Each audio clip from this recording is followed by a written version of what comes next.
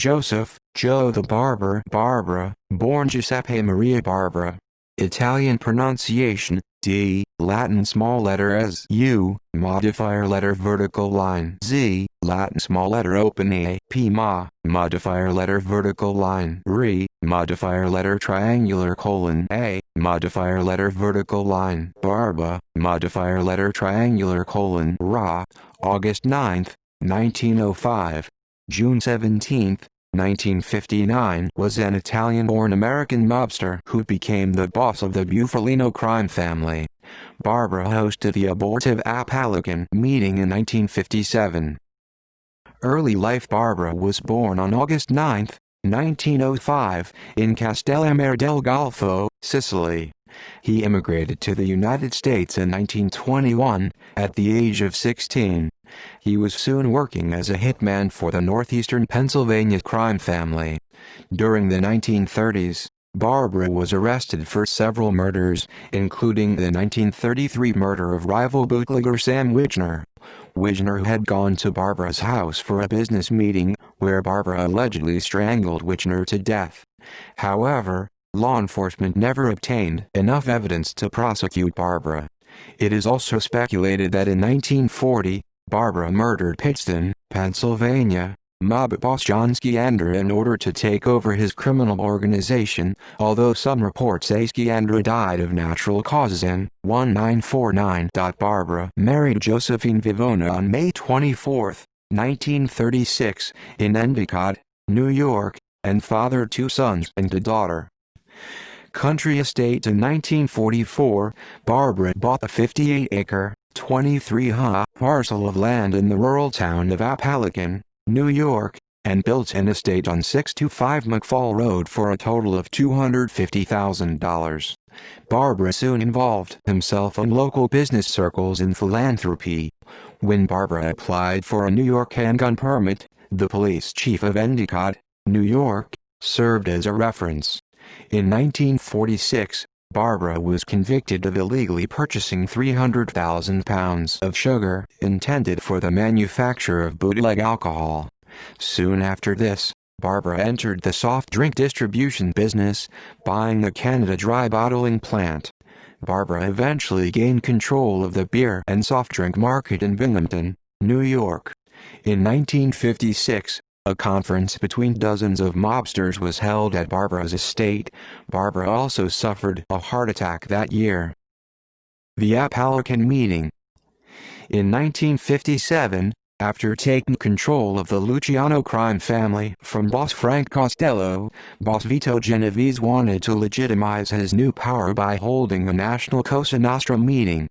Genovese elected Buffalo, New York boss and commission member Stefano "The Undertaker" Magaddino, who in turn chose northeastern Pennsylvania crime boss Joseph Barbara and his underboss Russell Bufalino to oversee all the arrangements. On November 14, 1957, Barbara's estate in Apalachin was used again to hold a large meeting, over 100 mafiosi from the United States, Italy and Cuba.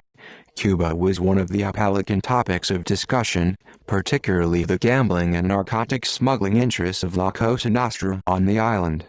The international narcotics trade was also an important topic on the Apalachin agenda. The New York garment industry interests and rackets, such as loan sharking to the business owners and control of garment center trucking, were other important topics on the Apalachin agenda. A local state trooper named Edgar D. Croswell had been aware that Carmine Galante had been stopped by state troopers following a visit to Barbara's estate the previous year. A check of Galante by the troopers found that he was driving without a license and that he had an extensive criminal record in New York City. In the time preceding the November 1957 meeting, Trooper Croswell had Barbara's house under occasional surveillance. He had become aware that Barbara's son was reserving rooms in local hotels along with the delivery of a large quantity of meat from a local butcher to the Barbara home. That made Croswell suspicious, and he therefore decided to keep an eye on Barbara's house. When the state police found many luxury cars parked at Barbara's home, they began taking down license plate numbers.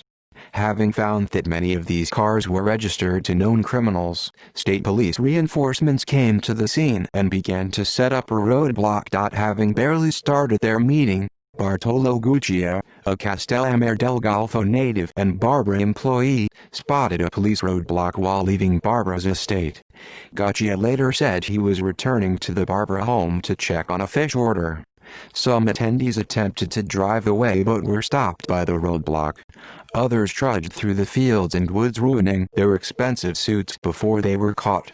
Many mafiosi escaped through the woods surrounding the Barbara estate. Up to 50 men escaped, but over 60 were apprehended, including Commission members Genovese, Carlo Gambino, Joseph Profaci and Joseph Bonanno.